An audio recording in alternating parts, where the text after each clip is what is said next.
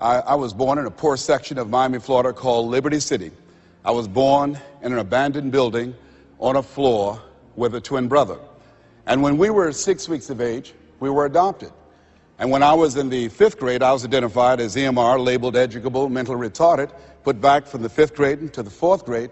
And I failed again when I was in the 8th grade. I don't have any college education, but because of my mother, and I feel like Abraham Lincoln, who said, "All that I am and all that I ever hope to be, I owe to my mother." I saw a sign once that said that God took me from my biological mother's womb and placed me in the heart of my adopted mother. So my first major goal was to buy my mother a home, to take care of my mother. And I did that, took care of her until she passed at 88. But I'll never forget when I met Mr. Washington. I was in a class waiting on another student, and he came in and he said, "Young man, go to the board and work this problem out for us." I said, "Oh, sir, I can't do that." He said, "Why?" I said, "I'm not one of your students." He said, "Look at me." I said, "Yes, sir. Go to the board and work the problem out anyhow." I said, "Sir, I can't do what you're asking me to do." He said, "Why?" "Sir, because I'm educable, mentally retarded, sir."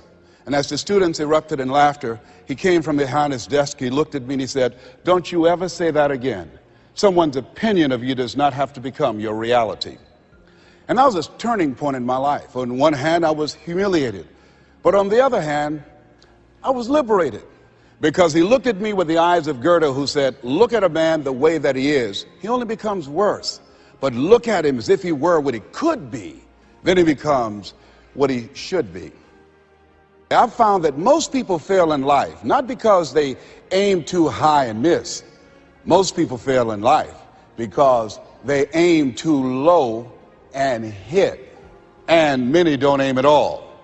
So raise the bar on yourself and don't ask how you're going to do it. I'll never forget when I decided that I wanted to become a motivational speaker. I saw the late Dr. Norman Vincent Peale, and my heart said, "I can do that." But my mind asked the question, how? And for over 14 years, I would go see Zig Ziglar and Dr. Norman Vincent Peale and Jim Rohn and different speakers, and I would be in the audience, and my heart would pounce and say, "You can do that, Les." And then when I would leave, I would be going to the parking lot, and my mind said, "How are you going to do it?" And I spent so many years trying to figure out how. I wasted 14 years. How many of you ever procrastinated? Raise your hands, please. Yeah, see, so as you begin to think about your goals, the most important thing is, and write this down, commit yourself. See, once you commit yourself, the how will come, the way will come. Once you commit yourself, you will then figure it out. And if you're going in the wrong direction, all you have to do is turn around and go in the other direction. You will figure it out. You want to begin to just challenge yourself. You want to stretch yourself because you really don't know what you can't do. Once you think about the goals that you want to achieve, and I really want to challenge you to make up your mind that you're going to make that happen for yourself. And I hope that it's some goal that really resonates with who you are. When I was a little boy, my goal was to just buy groceries for our family. My mother worked on Miami Beach. She was a domestic worker. And my goal was to really be able to go to the grocery store and purchase groceries ourselves. The families knew that my mother had adopted 7 children. And so they said, "Mamie, whatever food is left over after we eat, you can take that home to the children." They were very kind, very, very considerate people. My mother, who when she worked on Miami Beach, the people were very kind. I was appreciative of their generosity. But as a little boy, I said, "Mama, one day, when I become a big boy, I'm going to be able to buy groceries for us." My goal as a little boy was to buy clothes for my brothers and sisters. We wore the hand-me-down clothes of the children that Mama babysat for when she went over in Miami Beach. And if the clothes were too small, she would let them out. And if they were too large, Mama could sew and take them up. And I'll never forget David Sidursky. His father was very wealthy. Mama worked for him, but David was my buddy. And so his father gave him 2 gifts for his birthday. Gave him a brand new boat, but he also gave him some motivational tapes. Earl Nightingale, I'll never forget. So he said, "David, man, let me tell you something. When I die, you're going to get everything. I want you to listen to these tapes." And when his father left the room, David threw those tapes in the wastebasket. I said, "David, could I have those tapes?" He said, "Yes." I said, "Man, your father said if you listen to these, you can get more and do more than what he's done. He said, hey, look, I'm going to get everything anyhow. Go ahead, take them. Write this down. It's not what you leave for your children, it's what you leave in them. You have something special. You have greatness within you. And the only reason you're here, you are my assignment. You can feel me. Some of you feel me right here in your heart of hearts. And my goal is to get past your mind and into your heart. So it's necessary that you have the mindset that I can do this. You've got to begin to believe and to fortify that belief and feed that belief by listening to tapes, going to seminars and workshops, by challenging yourself, by stretching yourself. It was Osborne who said, unless you attempt to do something beyond that which you've already mastered, you will never grow. And as you begin to challenge yourself, you'll discover some things about yourself that you don't know right now. The other thing is you begin to look at yourself, look at your dreams, and begin to experiment and stepping into your greatness.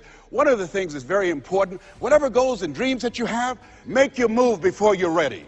Price Pritchett, who's a great motivator and trainer, said, make your move before you're ready. We're instructed in life to walk by faith and not by sight. See, you want to really begin to stretch yourself. You want to become a risk taker. You want to raise the bar on yourself. Most people won't do that. See, most people engage in low-life living, low-risk living. Viscott said, if you're not willing to risk, you cannot grow. And if you cannot grow, you cannot become your best. And if you cannot become your best, you can't be happy. And if you can't be happy, then what else is there?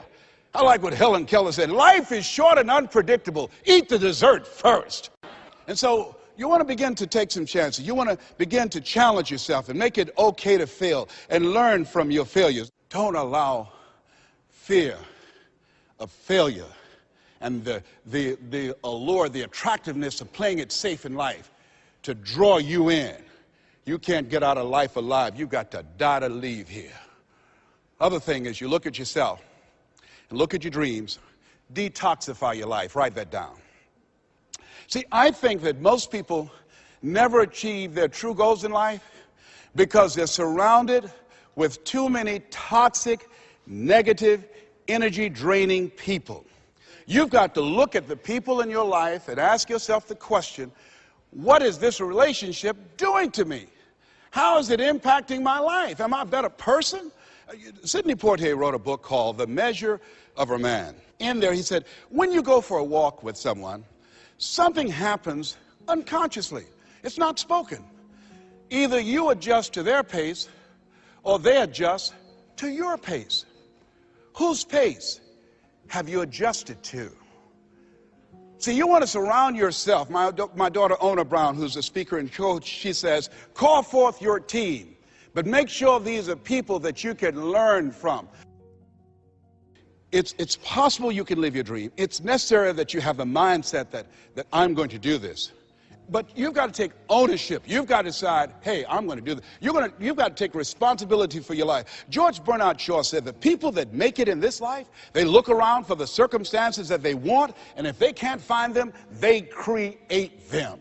You've got to decide, it's me. You've got to say, and say this with conviction, I expect to win. I think it's important that we say that. You know, if you ask most people, do you want to become successful? They will say yes. Took my oldest son for a walk, my namesake. You know, we always expect our children to do far more than what we do. Said, Calvin, he wants his own identity. He's Leslie Calvin Brown, Jr. I stopped him, looked him in the eyes, and said, do you want to be successful, son? He said, yes, sir, Dad.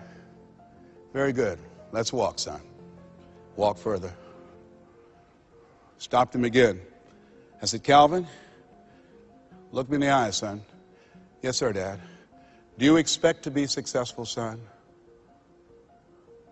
And he stood there and he looked at me and his eyes got glassy. And he said, let's walk. And the reason that he said, let's walk, because my son is very bright. Of all my children, he's perhaps the smartest one. But Calvin now, over 30, Calvin now, a single parent of 2 daughters, good father. Calvin, now at this stage of his life, he's behind on his dreams. A lot of talent, a lot of abilities. Very conservative. One of those people, great mind, but He just hasn't developed that, things that we want our kids to have, that, I want it. Calvin, you got to kick it up a notch, son. You never thought you'd be in your 30s. You got to kick it up a notch. You got to increase your energy in order to live your dreams. You can't be casual about your dreams. Bill Bailey said, if you're casual about your dream, you'll end up a casualty. Shake someone's hand on your right and left and say, kick it up a notch. Yes. You got to kick it up a notch.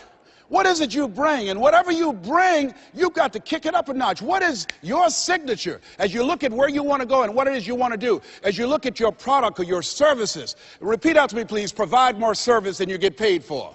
Yeah, see, that becomes your signature. When you look at your goals and look at where you want to go, at your products, at your services, at your industry, you want to set some high standards for yourself. I like what Henry David Thoreau said, do not go where the path may lead, but go where there's no path and leave a trail.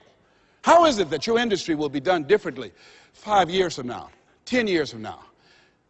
What is your reputation in your industry? When you come into a room and you leave, what's the scuttlebutt about you? Do people say, hey, that's a go-to person. That's a person, if you ask them to do that job, you're talking about the job being done. It will be done extremely well.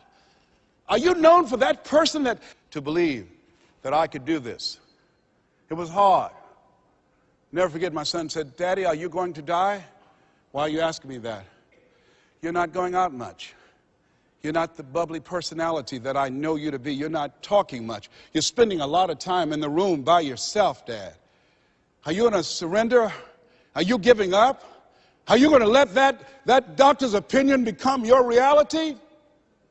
Will my daddy see me graduate? Yes, son, yes. I'm going to fight. No, I don't think it's my time yet.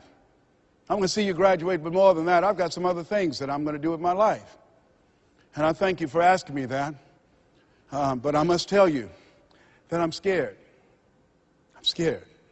And I've never been in this situation before. It's been easy for me to talk to people and encourage people when they've had challenges in their lives.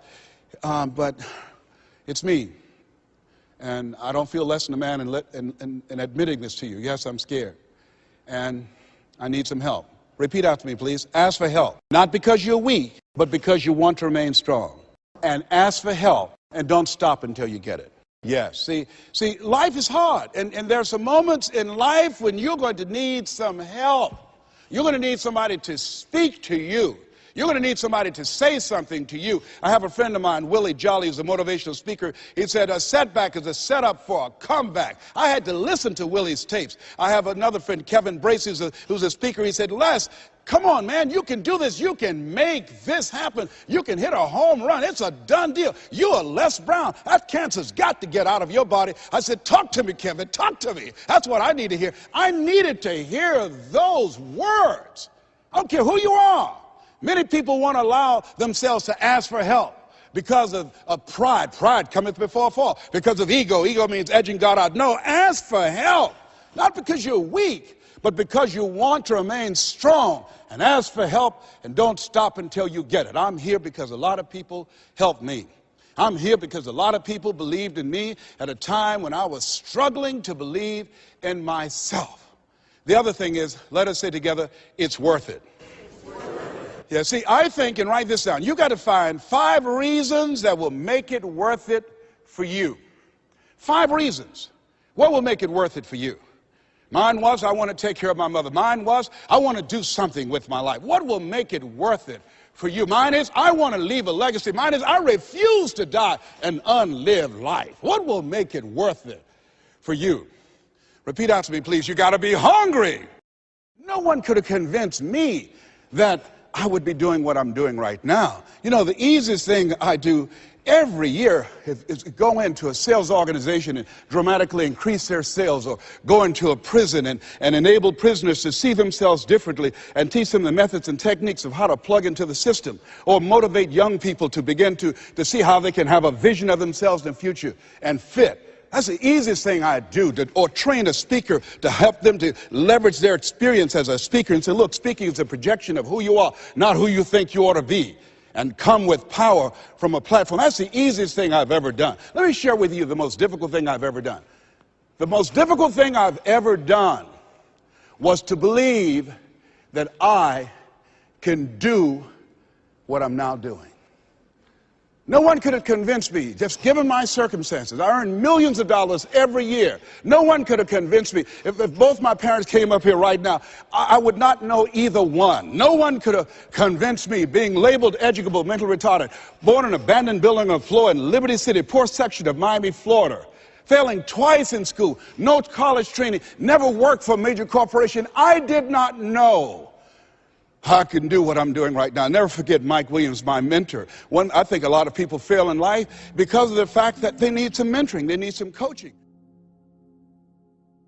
When you begin to understand and acknowledge your fear, and you go forth anyhow, you go forth in a spirit and a knowing that there's a way that you can begin to handle this. There's a way out here somewhere. There's a solution. What it is that you're seeking, that you have the capacity to whatever comes up, to handle it, to face it. And rather than feeling powerless, you begin to feel powerful. See, when all of the major downsizings that are taking place around this country, there are a lot of people who are biting their fingers in fear that they might lose their jobs. But there are few people who have decided within themselves, I'm going to make it. Some people aren't waiting to be cut. Some people are moving on their own because they feel within themselves, I've got what it takes to make it. They're not afraid about tomorrow because of how they see themselves, because of what they feel that they deserve, because of what they feel that they can create for themselves. Because these people have decided, as they look at the future, as they look at themselves, there's a way. Where there's a will, there's a way for me to begin to create a way out of no way. And when you have that kind of consciousness, when you have that kind of spirit, nothing can stop you. Nothing. What would your life be like as you look toward the future if you decided, I'm not going to allow my fears to stop me? What would your life be like?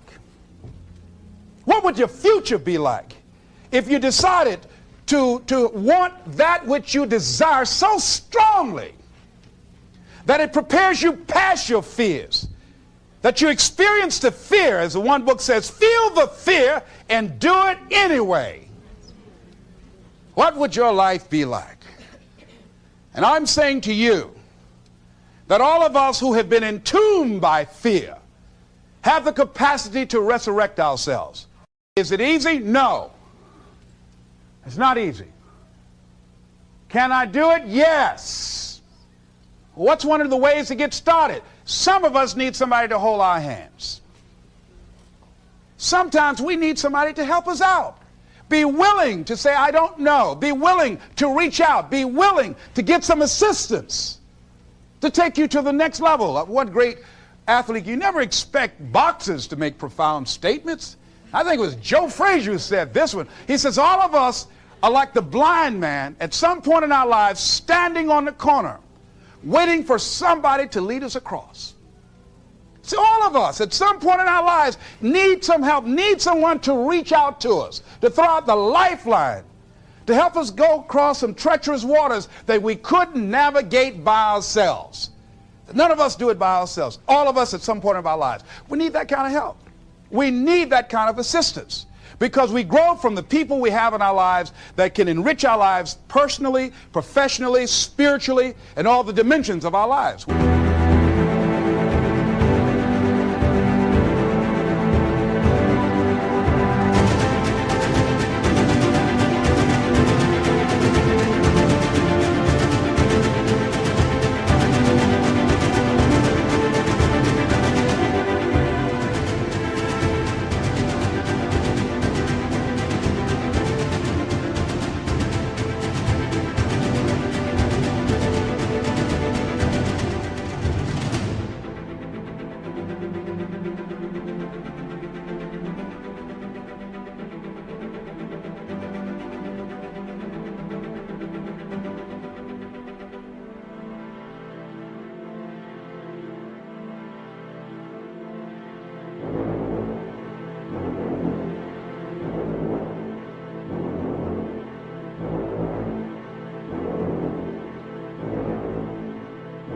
don't grow in a vacuum.